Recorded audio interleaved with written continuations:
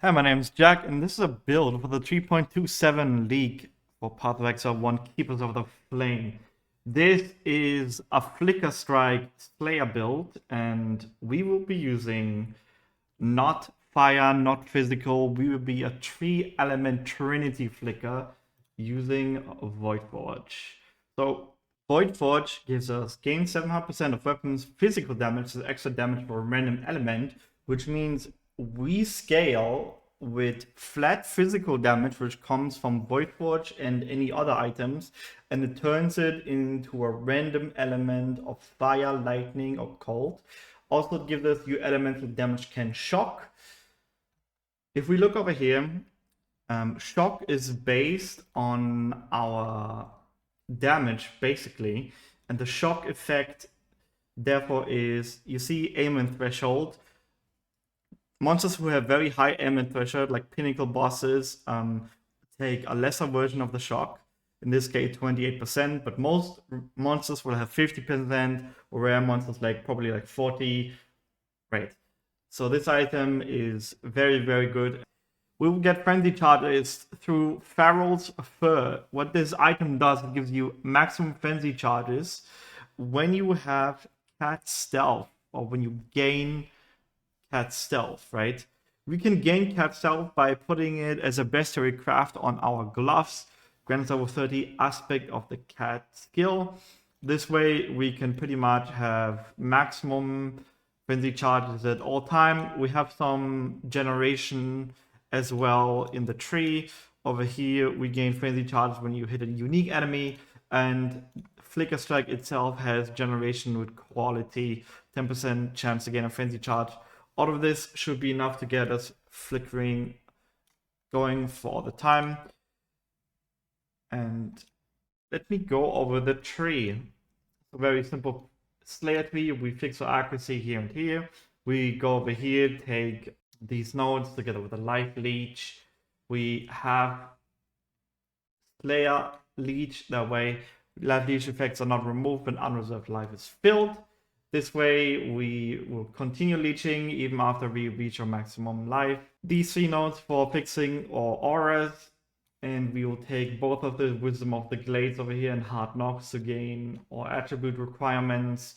We take as much crit as possible. Very important for any flicker build is this node, which gives melee strike skills deal splash damage to surrounding targets.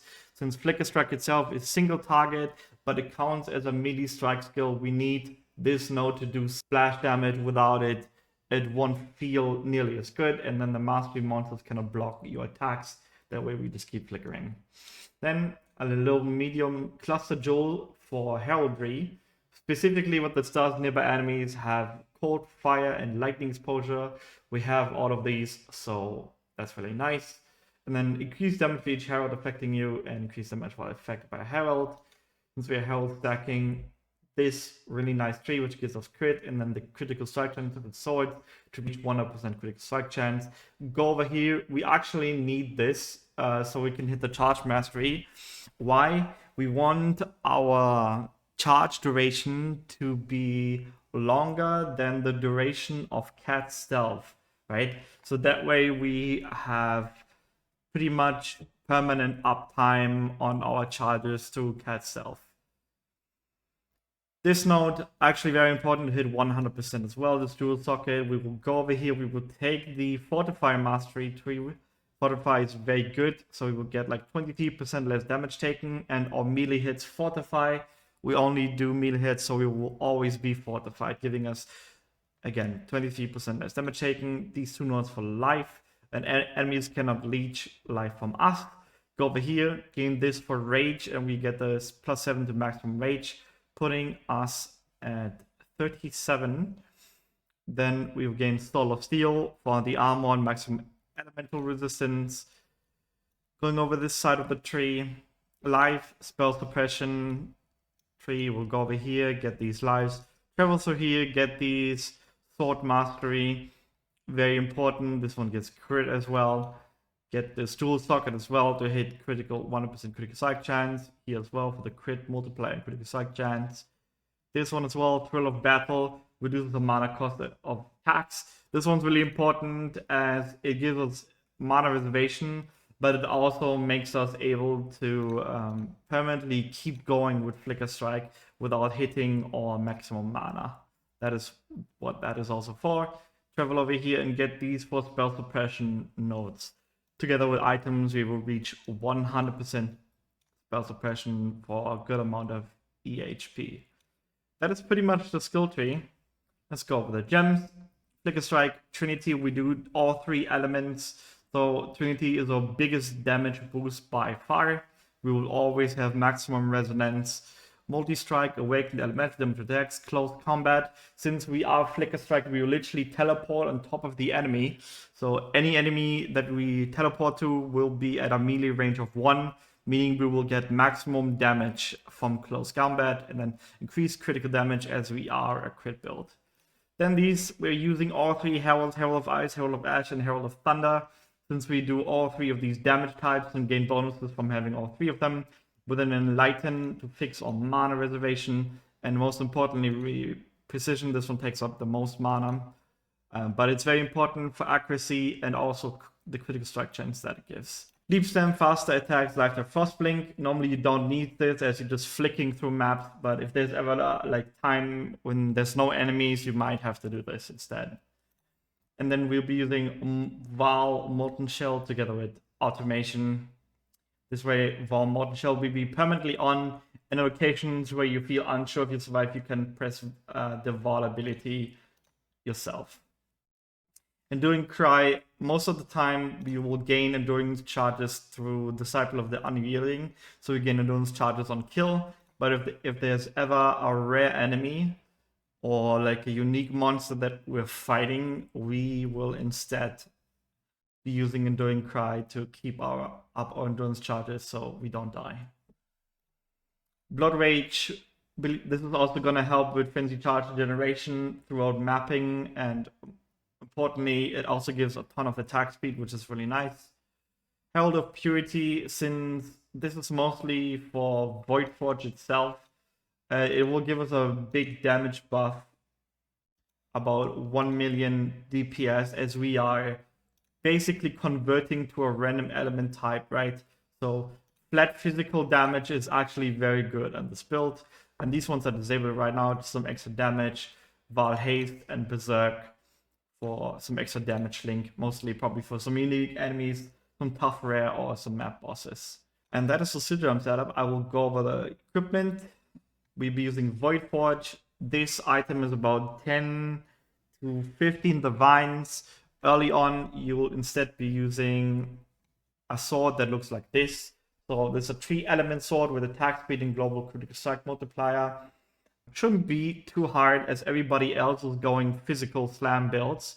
So not that expensive, maybe like 50 chaos, 60, 40, hard to say.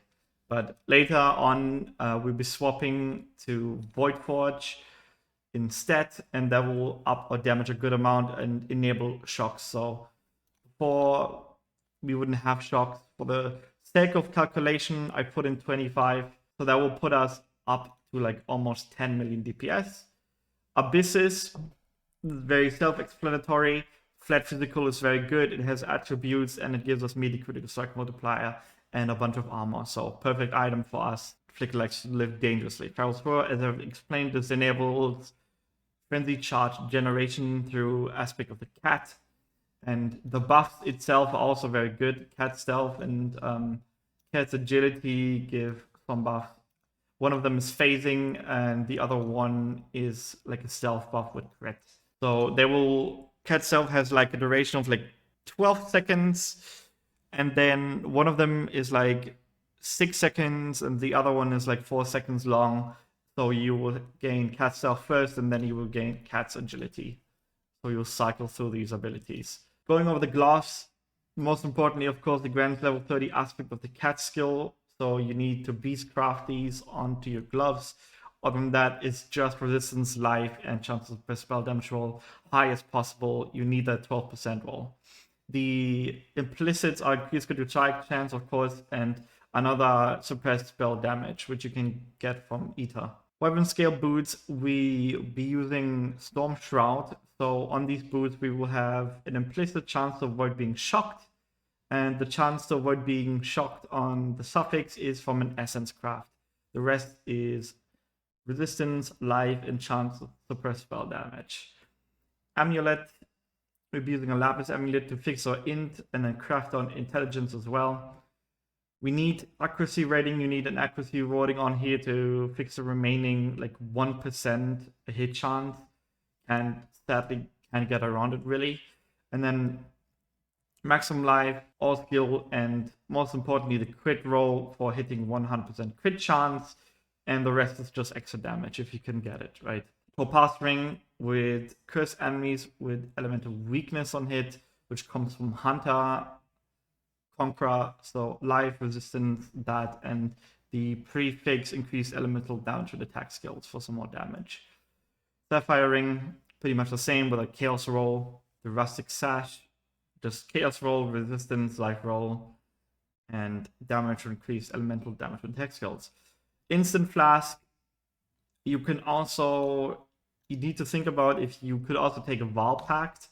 This will give you more life leech, like a ton of more life leech, like your entire HP as leech life, right? But then you won't be able to regenerate through flasks, and Blood Rage will give you a degen. So you need to think about if you want to take Val Pact. So any flask that is not an instant flask will no longer work if you have Val Pact. Normally you just use an instant flask anyway, kind of like an oh shit button.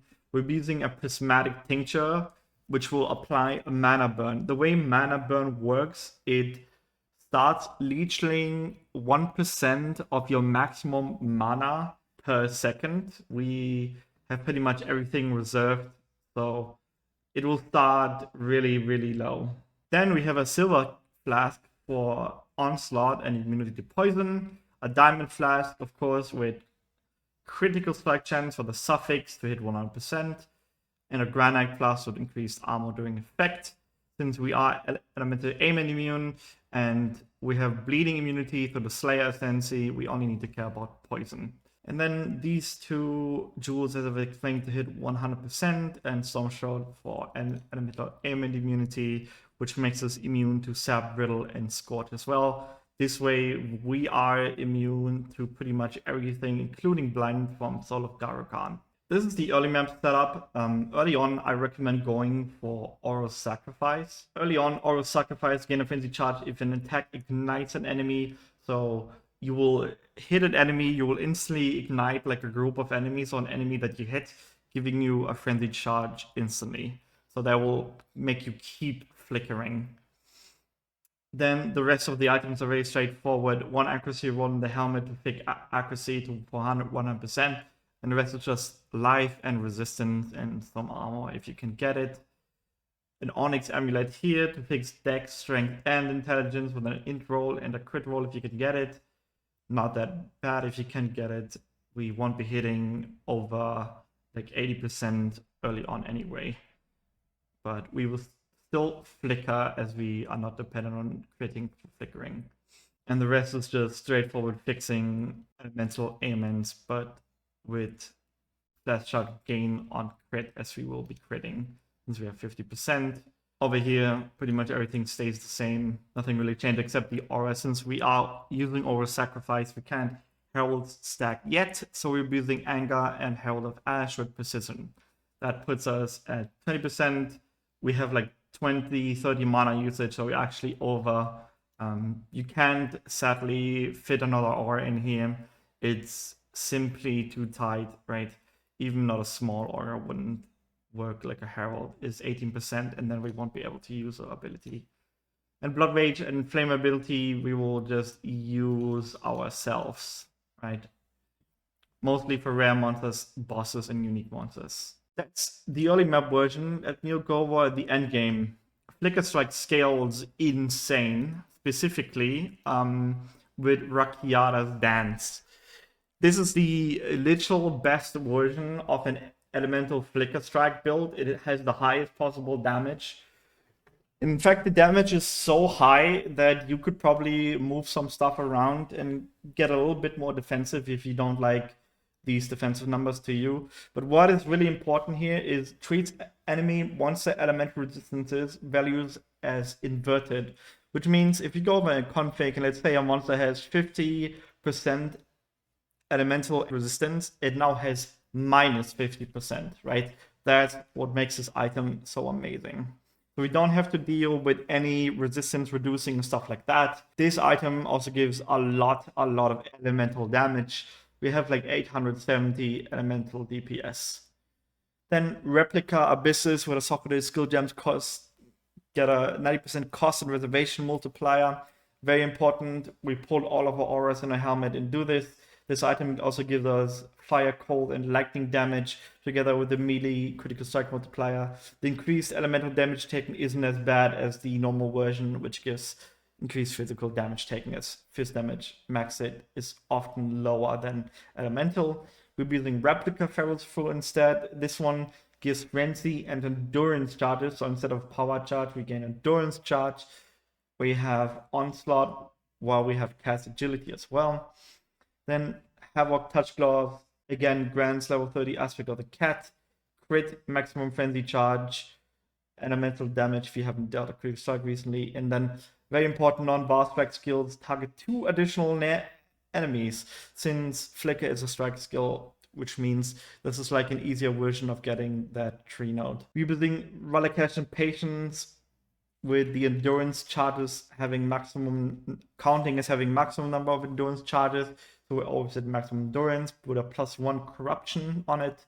Yoke of Suffering for your elemental damage can shock with 20% quality resistance modifiers. Catalyst. This way we gain a bunch of resistances through this amulet as well. Then very important, this ring, the base doesn't really matter. How you craft this ring is you get 4 to 7 added cold damage per frenzy charge, which you get through an essence craft. Let me showcase it. You get this Essence of Horror hit, and then the implicit is from synthesis. So you need a ring which has these synthesis mods, and then you hit the Essence of Horror, and then the rest, like, try as best as possible to craft on. And in the end, non-challenge skills have -7 to total mana cost. You can craft over the crafting bench. That is how you get that ring. And the chaos resistance here is very important to fix. So chaos resistance is very tight. This build is very tight in the end. We'll be using Kalandra's Touch to then mirror this ring. So we gain double the added cold damage per frenzy charge as we are stacking frenzy charges.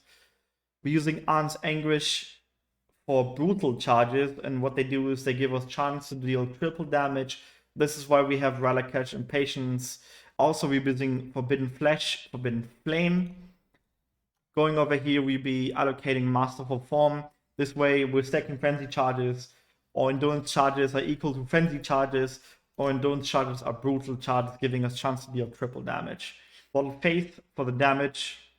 Then a Progenesis, which is a really nice defensive layer, and it also gives us chaos resistance. When hit during effect, 25% of life loss from damage taken. Of course, over 4 seconds instead, this kind of reduces the oh shit, I'm getting one shot stuff a little bit. As you can see, it's a good EHP layer.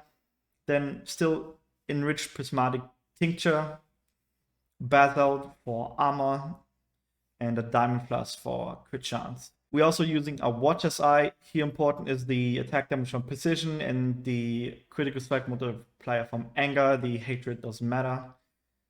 And we're using lethal pride and intuitive leap. Let me go over the skill gems first though.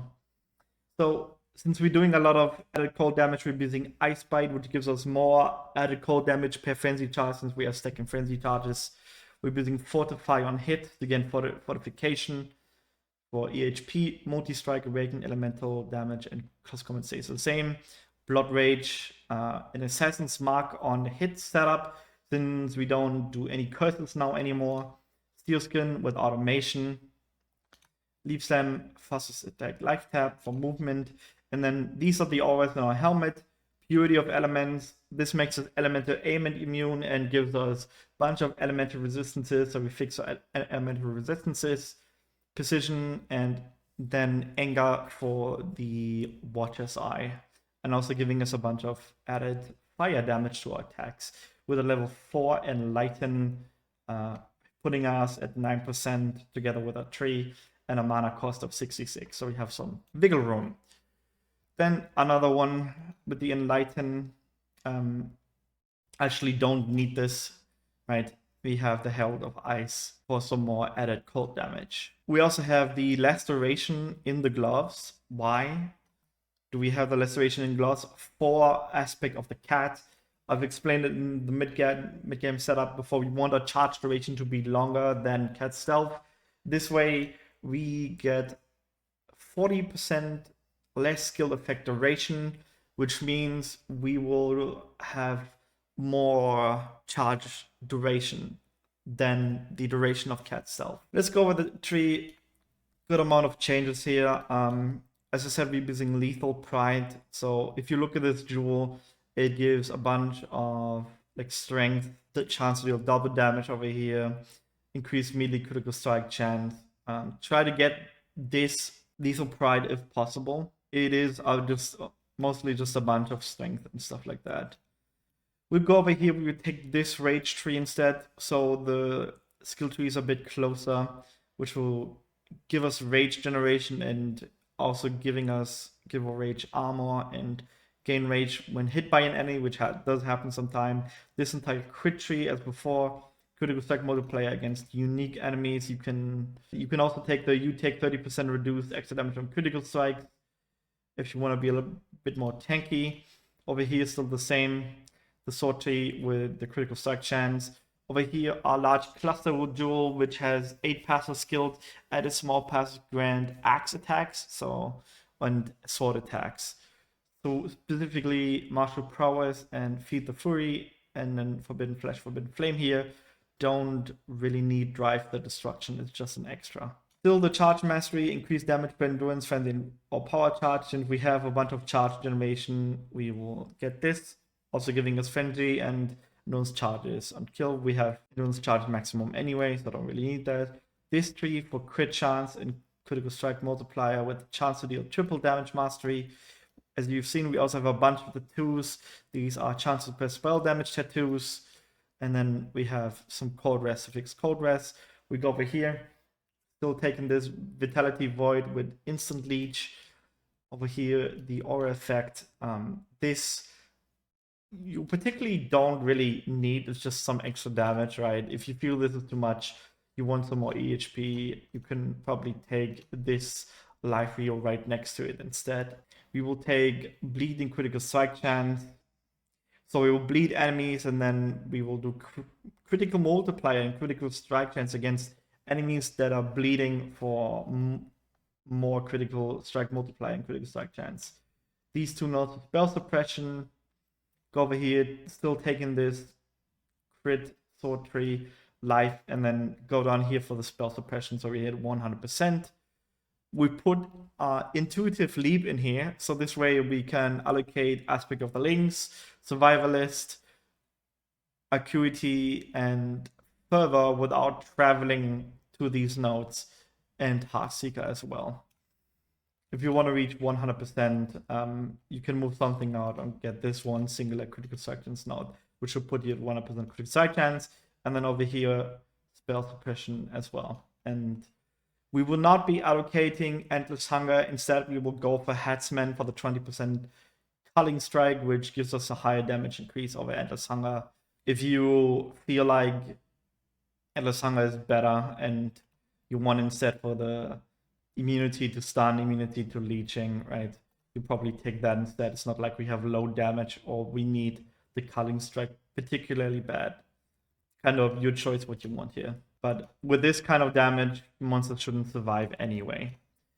Yeah, that's the endgame setup. Of course, I'm not going to have to tell you this is super expensive.